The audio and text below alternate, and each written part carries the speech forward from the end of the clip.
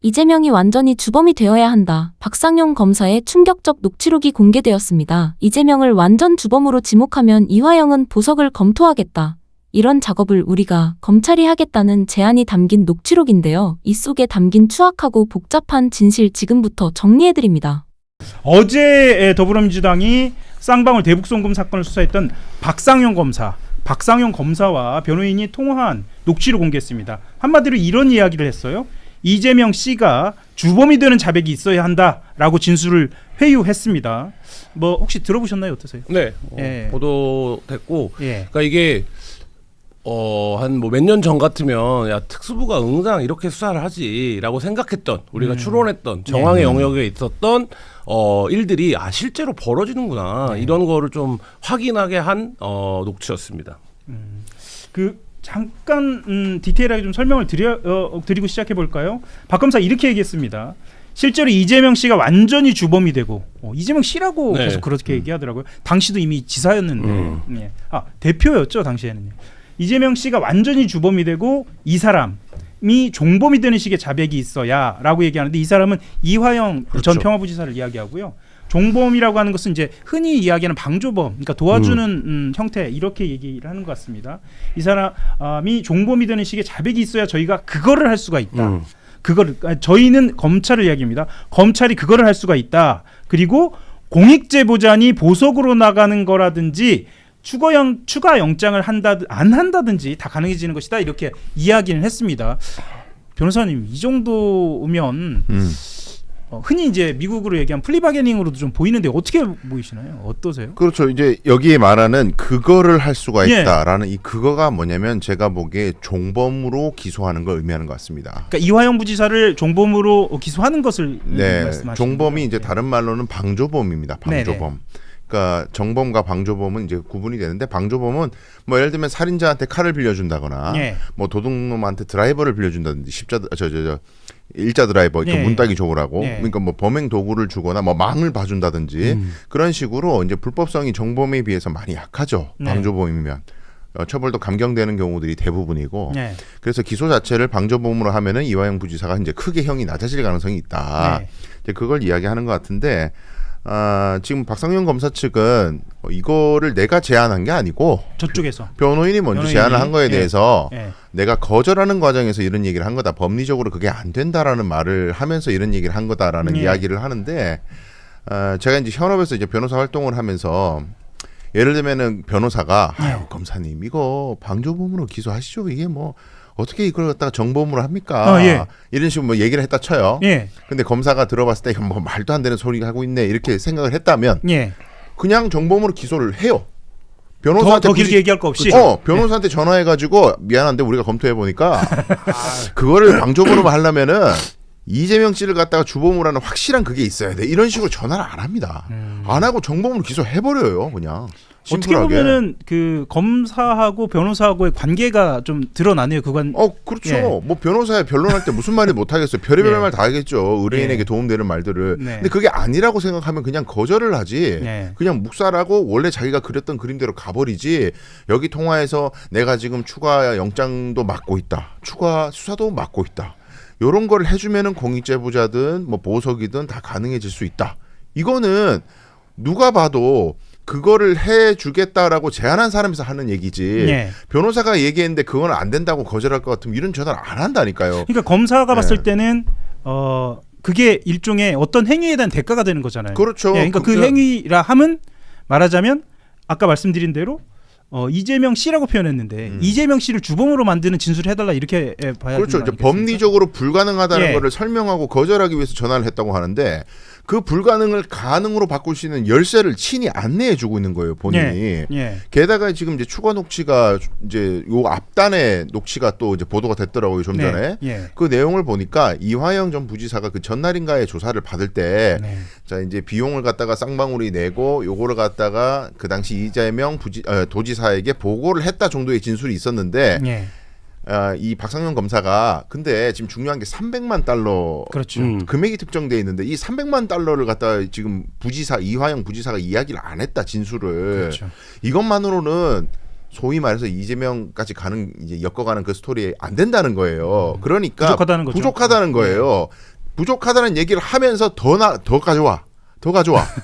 이 요구를 한다고 이 맥락을 읽어야 되는 거죠, 사실. 그러니까 이게 예. 한 문장 안에 이 수사의 목적, 타깃, 예. 수단이 다 들어있어요.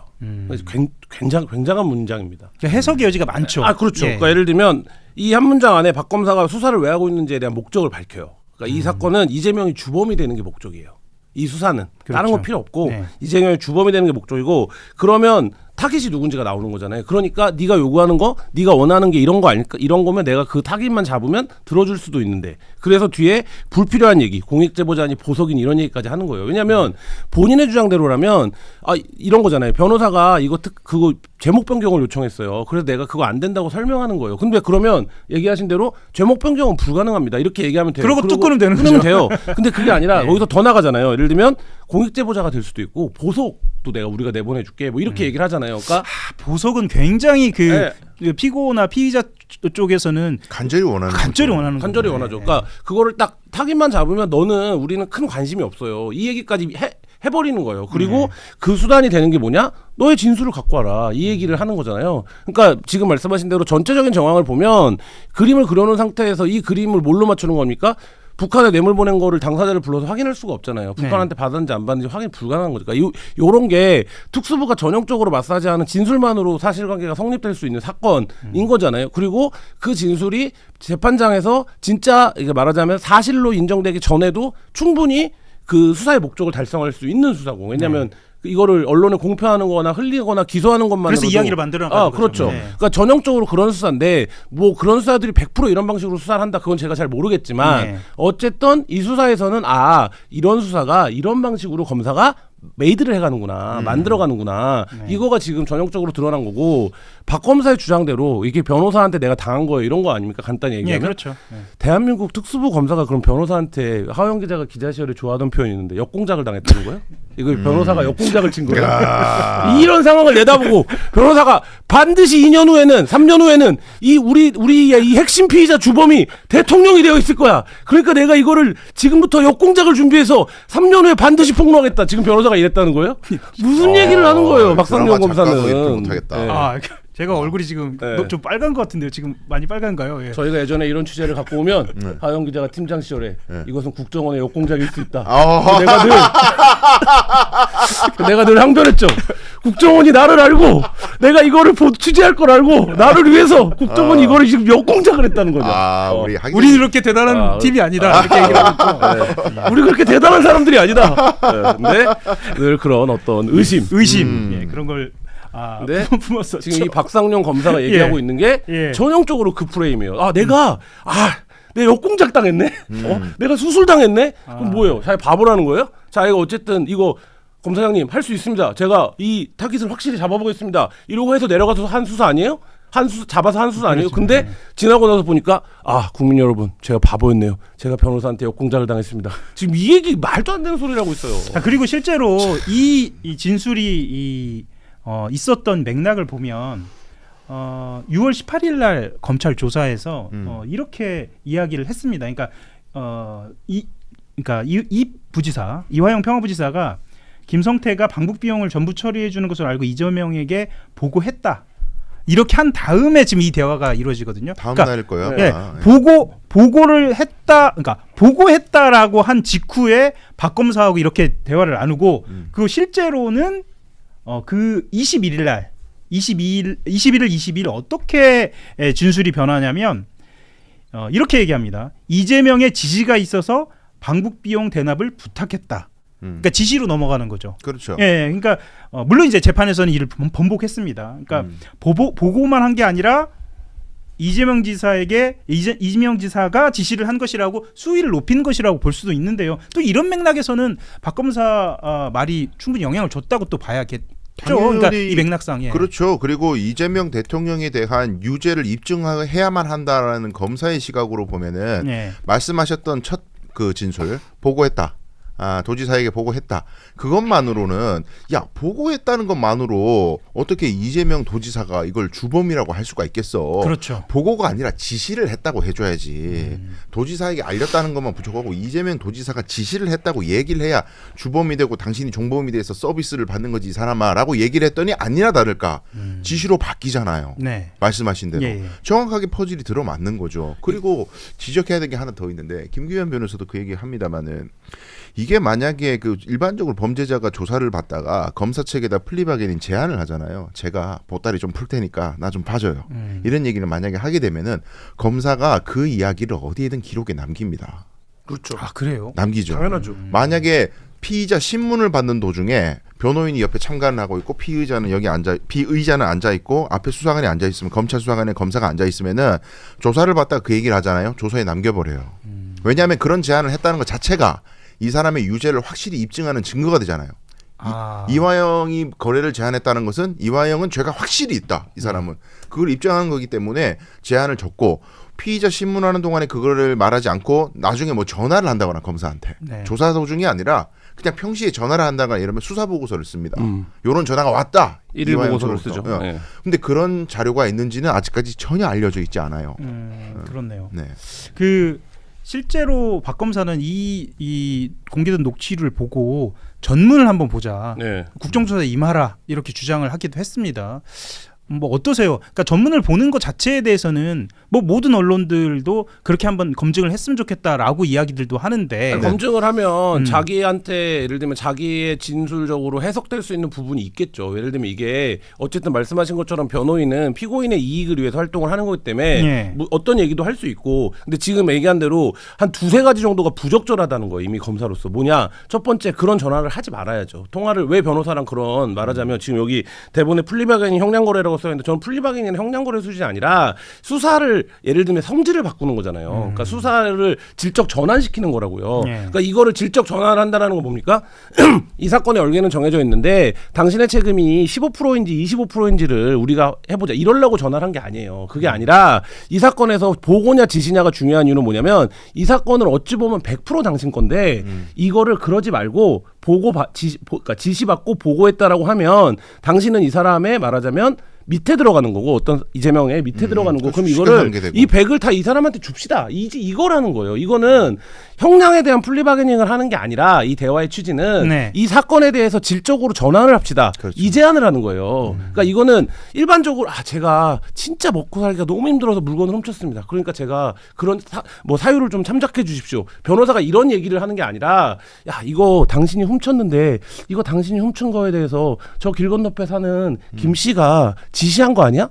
왕초가 시켰다고 할 수도 있잖아. 김 씨가 그러고 나서 보고했잖아. 이거 훔쳤다고 얘기했잖아. 이렇게 하면 그러면 이 사람이 지시해서 어쩔 수 없이 이걸 했다라고 하면 이 죄는 누구의 것이 되는 겁니까? 이 사람의 것이 되는 거예요. 그러니까 지금 박 검사가 하는 건 그런 제안이에요. 그런 얘기고, 그러니까 이거 전문을 까봐야죠. 전문을 까봐야 되는데 이런 방식으로 수사를 했었다라는 게 드러났다라는 게 굉장히 중요한 거고, 그러니까 지금 뭐 언론들이 프레임을 이게 경찰이 무슨 뭐 변호인이랑 플리바게닌 이게 아니라 형량결을 했다고 보통 보도를 했죠. 보도하는데 그 관점이 아니라 이거는 사건을 바꾸려고 한 거죠. 말 그대로 조작 기소에 있어서의 핵심적인 근거 이런 게 드러났다고 봐야겠네요. 그렇죠. 그리고 재밌는 포인트 이거 아직 짚는 사람이 안 보이는 것 같은데 네. 박상현 검사가 녹취 풀 버전을 봐야 된다는 주장했잖아요. 네. 그거 굉장히 악수입니다. 그 사람한테. 아, 그래요? 뭐냐면은 예. 무슨 뜻이냐 그건 본인한테는 그 녹취가 없다는 없다죠. 거예요. 자기는 안 가지고 있다는 거야. 지가 가지고 있으면 깠지 그거를 풀버전을 안 가지고 있다는 거거든요. 네. 지금부터는 네. 이제 반대 이제 이쪽 민주당 국조위가 됐든 누가 됐든 살라미식으로 네. 계속 하나씩 깔 때마다 박성현 검사는 혼신의 힘을 다해 가지고 다 막아야 되는 입장으로 가버려요. 본인은 안 그렇군요. 가지고 있다는 게 지금 예. 드러나 버렸어. 박상현 검사가 뷰리핑을 봤으면 아차 싶겠네요. 바보야 바보. 그런 예. 얘기를 왜 해? 근데 지금 예. 약간 보면 대응이 허우적이에요. 그러니까 허우적거리고 있어요. 그러니까 빠졌어요. 늪에 허구적이 이미. 아니라 허우적이네요. 허우적. 예. 네, 허우적. 늪에 이미 빠졌어요. 이게 어떤 식으로 대응을 하더라도 그러니까 이게 그 법조에 있는 사람들은 이게 실무적으로 이게 이런 그림이었구나를 알 수 있고 네. 국민적 눈높이에 봐도 부적절하잖아요. 근데 지금 붙어 있는 건 뭐냐면 이 수사의 정당성이에요. 그럼 박 검사가 항변해야 되는 건 지금 나오는 과정에서의 어떤 하나하나의 대목들이 아니라 예. 이 수사가 정당했다라는 걸 강변할 수 있어야 되는데 지금 박 검사가 하고 있는 항변은 그런 게 아니에요. 그러니까 뭐 이거 아니에요. 나 이거 아닌데 진짜 아니고 내가 진짜 딴 거 그럼 다 봅시다. 다 보여주면 안 돼요? 다 보여주면 안 돼. 이러고 있는 거예요. 근데 본인이 지금 설명해야 되는 건 디테일에서의 어떤 문제들 그거 다 밝힐까요? 근데 이 수사가 지금 정당하지 않았다라는 거예요? 이 수사가 정당했는데 나 왜 이거 불법이라서 기소한 건데 나 이거 위법이라서 기소한 건데 이 태도로 가져야 되는데 그게 지금 아니죠, 이미 지금. 그런 태도가 아니에요. 사실은 이제 국민의힘 입장도 저는 좀 주목이 됐습니다. 예를 들면 이제 곽규택 국민의힘 법률자문위원장이 사실 검사 출신이잖아요. 이 곽규택 의원이 이런 이야기를 했어요. 녹취 내용을 보면 이화영 전 지사 변호인 측에서 검사를 상대로 거래를 시도하려고 했고 박 검사가 단호하게 안 된다라고 한 것으로 보인다라고 얘기를 했는데 사실 이 녹취 내용이나 녹취록이 또 공개도 됐고 녹취의 음성도 공개가 됐거든요. 네. 근데 해명을 국민의힘 쪽에서도 좀 제대로 못하고 있는 거 아닌가라는 생각도 좀 듭니다. 안 예. 된다고 하면 그걸로 아까 말씀드렸던 그걸로 끝내면 되지. 지혜 왜 조건을 왜 얘기해요? 그러면 이재명 지사가 뭔가 지시했다는 뭔가 플러스 알파가 있어야 된다는 취지로 그런 서비스를 왜 해주냐고. 그리고 더 나아가서 우리가 생각해 보면 뭐 소위 이제 이 사건의 가장 핵심 그 키워드를 꼽자면 연어술 파티 아니에요. 네. 연어술 파티. 그거는 이 전이잖아요. 지금 이 녹취 전이잖아요. 이 녹취록 공개된 시점보다 앞에 있었잖아요. 그러니까 이 녹음만 딱 떼고 나서 요 녹음을 풀 버전을 들어보면 분명히 변호사 측에서 먼저 제안한 것처럼 들릴 거야. 그러니까 그걸로 그냥 몰아.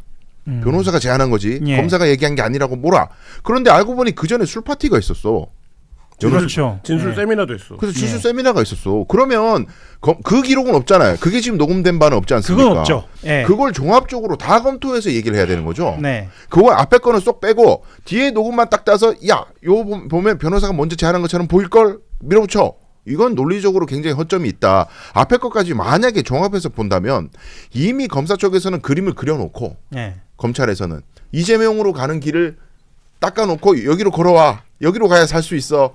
만들어놓고 이미 얘기를 하는 상태에서 변호사가 이렇게 얘기를 했다면 예. 이건 변호사의 제안이 아니라 오히려 검사가 파놓은 길에 가는 과정에서 나름대로 이렇게 하면 안 될까요로 했더니 안 돼. 그것만으로 부족해. 더 와야 돼.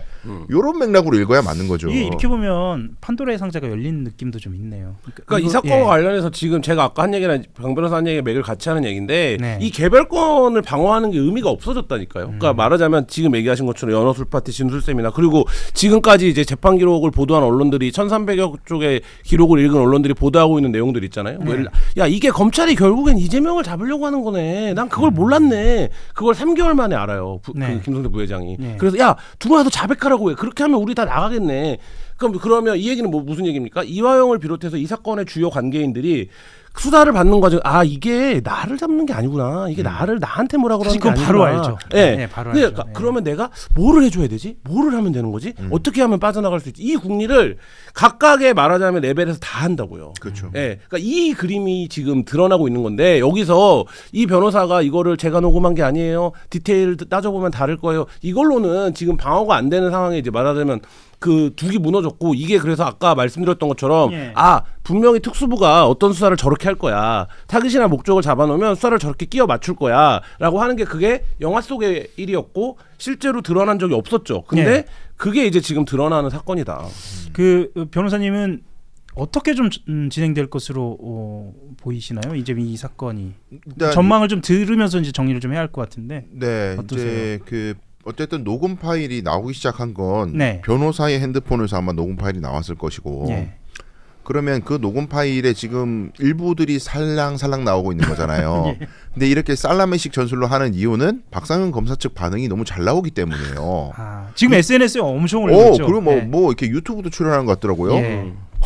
나와가지고 긁으면 바로 긁히니까. 기자 개인적으로 봤을 때는 네. 정치를 할 생각이 있나라는 생각이 들 정도예요. 그러니까 예. 오히려 생각해 보면은 이렇게 녹취가 하나 뭔가 파문이 나왔을 때 검사는 공직자로서 뭐 일일이 대응하는 게 아니라 수사로 난 답하겠다, 재판으로 뭐 답하겠다 이런 식으로 해서 뭉개버렸으면은 예. 살라미식으로 가는 것이 길이 막힐 수 있는데 하나 터뜨리면 하나 또 반응하고 하나 터뜨리면 하나 반응하고 이래 버리니까 오히려 말릴 거예요. 예, 오히려 말리는 상황이 되는 거예요. 그렇죠. 계속 앞으로 말릴 거고 이런 구도가 저는 이게 공직자로서 이게 타당한 태도인지도 잘 모르겠어요. 이런 생각도 좀 들더라고요. 이제 검찰의 특수부의 수사 형식으로 본인이 주도하는 판으로 계속 살아오다가 다른 상대편에서 주도하는 판이 열리니까 여기에 좀 적응을 못 하고 있는 건 아닌가라는 좀 생각이 들더라고요. 그렇죠. 그렇게 가다 보면은 계속 말릴 거고 그러다 보면 당연히 이 모든 이 검사의 수사를 검사의 수사가 말로만 듣던 그게 야 이런 식으로 하는구나. 그리고 국민들이 검사의 육성을 들을 일이 뭐 얼마나 있어요, 솔직히. 그렇죠. 이런 녹취가 나온다는 것 그렇죠. 자체가 국민들이 충격적이거든요. 네. 그래서 앞으로 이 공소 취소는 떠나서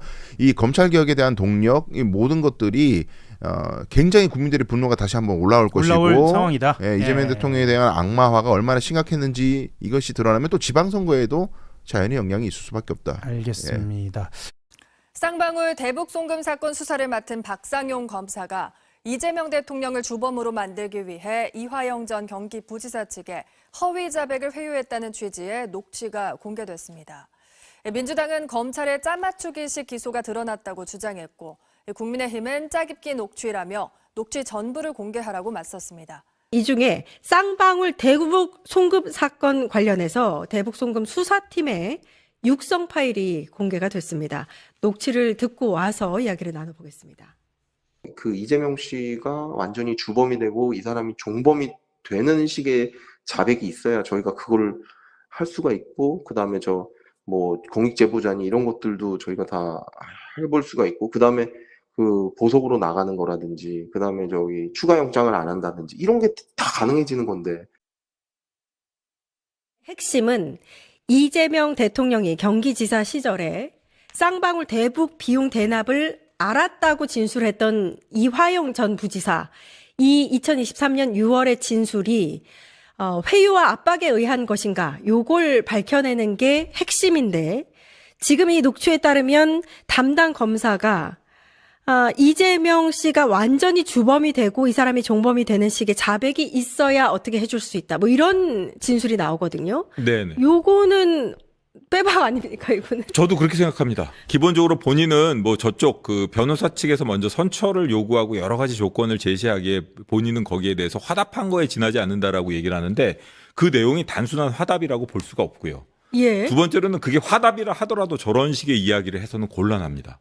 아니 화답일 수도 없고 네. 그렇죠. 검사 입에서 이런 진술이 나와야 내가 너한테 뭘 해줄 수 있다, 보석해줄 수 있다 이런 진술을 하면 안 되죠. 전혀 절대로 안 예. 됩니다. 이거는 기본적으로 검사 출신이라 하더라도 이건 뭐 사안을 떠나가지고 저런 식으로 어떤 뭐 누구 이 본인이 재판 수사받고 있는 사안과 별개로 다른 사람들을 불어야만 이 사람들을 선처해주겠다는 말은 절대로 검사가 함부로 입 밖에 내서는 안 되는 거고요. 예. 그런 식의 수사는 기본적으로 마약 관련해서는 그런 식으로 수사가 이루어지는 경우가 있습니다. 상선 같은 경우에.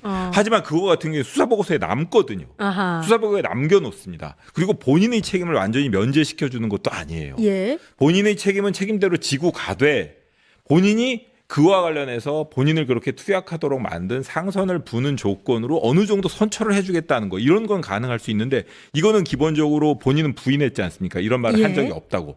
사실 그 국정조사나 이런 쪽에서 그런 말을 했던 것 자체도 어떤 면에서 보면은 이런 그 녹취 파일이 나오는 이상 이거는 위증죄가 되는지 여부를 심각하게 검토해 볼 필요가 있습니다. 예. 국회에서의 증언 감정에 관한 법률에 따라 가지고 이거는 별도의 혐의 유무를 판단해야 될 것 같고요. 또 하나는 이런 말은 수사를 하는 검사가 절대로 해서는 안 될 말이거든요. 그런데 2023년 6월에 했다는 것이고 기본적으로 이런 말을 한 것 자체로 진상을 확인해서 제가 보기에는 이건 충분한 감찰 사유가 됩니다. 아, 감찰 사유인가요? 예, 그렇습니다. 예. 그리고 만약의 경우에 이것이 이런 말을 한 것이 사실이고 어떤 식으로든 저는 정당화할 만한 이유가 없다고 생각하는데 이런 말을 한 것이 사실이라면 그에 상응하는 책임을 져야 되고 저는 중징계, 뭐 면직까지도 바라볼 수 있는 그렇습니까? 징계를 피할 수 없는 사안인 것 같고 전 사실 막 이렇게 감찰을 뭐 요구한다던가 이런 거에 대해서는 좀 어떻게 보면은 좀 자제해야 된다라고 생각하는데 예. 이 사건의 경우에는 감찰 사안이 명백합니다. 아무래도 이제 감찰관이셨으니까. 이거는 뭐 법무부에서 지시가 가기 전에 기본적으로 대검에서 정확하게 진상을 빨리 파악해가지고 그 감찰에 착수하고 그에 따른 조치를 취해야 할 것이고 이것이 사실이라면 필요하다면 직접 수사를 하던 아니면 직무고발을 하던 아니면 공수처에 넘기던 이 위증 혐의에 대해서도 수사를 해야 될 사안이 맞다고 봅니다. 이거는 뭐 검찰 출신 뭐 여러분들이 있을 겁니다. 그리고 특별 수사를 경험해 본 사람들이 많을 텐데 이런 녹취가 나왔다는 것 자체가 그 특별 수사는 실패한 수사라는 거를 확실하게 보여주는 것밖에 안 됩니다. 아, 그렇습니까? 예. 기본적으로 순순히 자백을 해도 그 진술의 신빙성 여부를 검사는 계속 의심해야 됩니다. 당연히 그래야 되죠. 내가 예. 살기 위해서 이렇게 허위 진술을 하는 게 아닐까? 예. 그런데 저런 식으로 선처를 조건으로 이 정도까지 얘기를 해야 선처해 줄 수 있다라고 얘기하는 거는 이거는 수사 기법상으로서도 저거는 바람직스럽지 않고요. 저런 녹취가 남았다는 거 그거 자체는 본인이 회유에 의한 진술이라는 걸 부인할 수가 없지 않습니까? 예. 이런 진술은 기본적으로 그 진술 자체의 경우엔 증거 능력을 부정하는 사유가 될 수도 있습니다. 예. 앞서서 이화영 전 부지사가 쌍방울이 방북 비용을 대납을 했고 이를 2차례 이재명 당시 도지사에게 보고를 했다라고 진술을 했다가 석 달 뒤에 검찰의 회유와 압박으로 그렇게 진술한 것이다. 허위 진술이다. 이렇게 번복을 하거든요. 오늘 나온 이 녹취 내용에 따르면 이화영 전 부지사의 이 진술이 맞구나, 이게 사실이구나라고 느낄 수 있는 것 같아요. 충분히 그런 것 같습니다. 예. 본인 입장에서는 뭐 그걸 변호인이 뭐 먼저 제시를 했던 뭐를 했던 변호인이 23기로 윤석열 씨와 동기인 것 같더라고요. 예. 뭐 선임한 뭐 어쨌든 간에 그런 변호인이 우리가 어느 정도로 협조를 하면 선처해 줄 수 있나요? 라고 묻더라도 검사가 할 수 있는 말이 있고 못하는 말이 있습니다. 예. 근데 저 부분 녹취가 사실이잖아요. 녹취가 나왔지 않습니까? 예. 저런 진술은 저런 말은 해서는 안 되는 겁니다. 예. 저거는 수사검사가 절대적으로 해서는 안 될 말을 한 것이 있고 이 부분은 어떻게 보면 그 문맥상 회유가 아니라고 어떻게 해야 회유가 아니라고 얘기를 할 수 있을지 저는 상상이 가지 않습니다. 근데 박상용 검사의 지금 반박 논리는 뭐냐면 형량 거래 시도는 이화영 전 부지사 측이 먼저 제안했다. 지금 이화영 전 부지사의 변호인이 서민석 변호사인데 서민석 변호사가 먼저 형량 거래 시도를 했다. 이렇게 이야기를 하고 있거든요. 변호사는 그렇게 할 수 있습니다. 우리가 최대한 협조를 하면 예. 혹시 선처해 줄 수 있느냐. 이건 변호사가 어떤 경우 할 수 있는 말 중에 하나입니다. 예. 변호사는 그렇게 얘기를 해도 됩니다. 예를 들어 변호사가 이렇게 우리가 허위 진술을 하면 검찰에서 필요로 한 허위 진술을 하면 선처해 줄 수 있냐. 이거는 변호사가 할 수 없는 얘기죠. 어허. 하지만 일반적인 포괄적으로 그냥 우리가 뭐 수사에 협조를 한다던가 스스로의 잘못을 뭐 인정한다던가 그러면 선처해 줄 수 있냐. 이건 할 수 있는 할 수 얘기죠. 있는 얘기죠. 그거는. 그런데 예. 그런 말을 듣고 저런 말을 했다 그러면 저 말은 해서는 안 될 말이거든요. 일반적인 수사 협조, 그러니까 본인 죄에 대해서 뭐 예. 인정하고 잘못 반성하고 반성문이라도 내고 그러면 뭐 우리가 어느 정도 선처해 줄 수 있겠죠라고 얘기한 것이 아니지 않습니까? 별도의 다른 사람에 대한 걸 얘기를 하고 그리고 그 사람이 한 것으로 충분히 책임을 지을 수 있을 정도로 협조를 하면 그때는 풀어주겠다고 얘기를 하는데 풀어준다는 것도 말이 안 돼요. 이화영 그 전 지사가 구속된 죄명은 그렇게 쉽게 풀어줄 수 있는 죄가 아닙니다. 오히려 제가 보기에는 저렇게까지 자신 있게 얘기를 하고 그런 걸 보면 저런 말을 혼자만의 결심으로 저런 말을 했을까? 저는 그런 의심이 들 거예요. 그럴 이유도 없죠, 사실. 최소한 예. 변호인이 이렇게 얘기를 하는데 뭐 이렇게 뭐 협조를 하면 선처해 줄 수 있냐라고 물어보는데 제가 뭐 조건을 내세울 게 없을까요? 윗사람한테 보고했더니 이 정도라면 모르지. 이렇게 말도 안 되는 그 논의가 이루어지고 그 말을 전한 거라면 모르겠는데 저게 수사검사가 그냥 주인검사의 독자적인 판단으로 저런 말을 했다 그러면 저거는 보통 심각한 문제가 아닙니다. 저는 어떤 식으로든 직접 수사를 옹호하는 사람들이라 하더라도 저 부분에 있어서만큼은 저거는 정말 큰 실수를 저질렀다라고 확실히 말씀드릴 수 있습니다. 그러니까 말씀에 따르면 100번 양보해서 만약에 변호사가 형량을 먼저 제시를 하면서 조건부로 이렇게 해달라라고 했다 손 치더라도 검사는 그걸 막고 받아들이지 않고 제대로 좀 수사를 원칙대로 수사하는 모습을 보여야 하는데 그렇습니다. 그렇죠. 그렇습니다. 그리고 예. 이제 이건 본인이 반성하기 나름이죠. 그건 본인이 알아서 할 문제고 저한테 뭐 얘기하지 마십시오. 이 정도로 했었어야죠, 넘어갔어요. 그리고 그때. 기본적으로 플리바게닝 이런 얘기를 하는데 플리바게닝이라는 거는 법정에서 판사의 면전에서 이루어지는 겁니다. 저런 식으로 밀실에서 이렇게 거래로 이루어지는 게 플리바게닝이 아니에요. 예. 근데 저런 부분이 뭐 수사 보고서에 남아 있다던가 그런 게 아닌다면 아니니까. 그리고 본인은 계속 부인했지 않습니까? 예, 예. 그리고 문제가 될 만한 거라면 변호사가 이런 요구를 했다고 하는데 나는 그거 안 된다라고 했다라고 수사 보고서라도 달아놨어야 돼요. 그런 거 없거든요. 그런 것에 비춰보면 그리고 그런 게 있든 없든 간에 저런 말 자체 그 앞뒤에 나와 있는 그 두 맥락 자체가 기본적으로 이거는 징계 사유를 넘어서 불법 여부를 심각하게 검토해봐야 될 사안이 아닌가 싶습니다. 예. 국정조사 특위에 이제 활동하고 있는 전용기 의원과 서민석 변호사가 오늘 기자회견을 열었고요. 여기서 서민석 변호사는 본인이 먼저 형량 거래를 시도를 했다는 박상용 검사의 말은 사실이 아니다. 라고 하면서 이 사건은 처음부터 결론이 정해져 있었고 검찰은 이미 어떤 진술이 필요하다는 설계를 끝내놓은 상태였다라고 증언을 했습니다.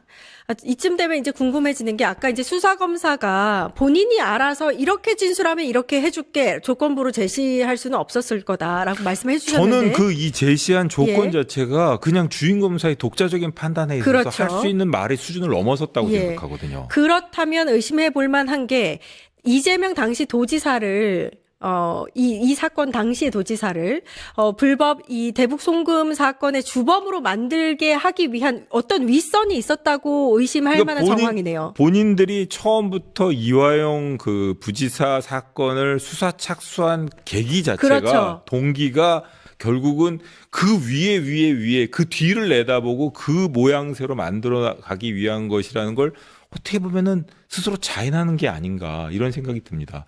박상영 검사한테 반드시 질문해야 될 것은 그 본인 독자적 판단이냐고 이런 예. 말을 한 것이 사실이냐고 예. 본인 이외에 그런 말을 했다는 것을 아는 사람이 없느냐고 이 부분도 반드시 질문해보고 싶은 것 중에 하나입니다. 근데 사실 이화영 전 부지사가 이제 이 결론을 이제 재판을 통해서 대검까지 갔나요, 이게? 마지막 8년 몇 개월의 징역형을 확정됐습니다. 네, 확정이 됐죠. 그 3심을 통해서 확정이 됐는데. 네. 15년 구형에 상당히 중형이 선고가 됐습니다. 예, 네. 예. 근데 당시에 이 재판의 마지막 판결문에 보면 요 진술, 그러니까 이재명 당시 도지사에게 이걸 2번 보고했다. 이런 부분에 대해서는 판단하지 않았다고 하더라고요. 예, 판단 안 했습니다. 예. 왜냐하면 기본적으로 이화영 부지사의 기본적인 혐의는 뭔가 하면은 부지사로서 여러 가지 도의 업무를 추진하면서 본인이 여러 업체 혹은 관계자로부터 이렇게 법인카드를 받는다던가 여러 가지 향을 제공받았다.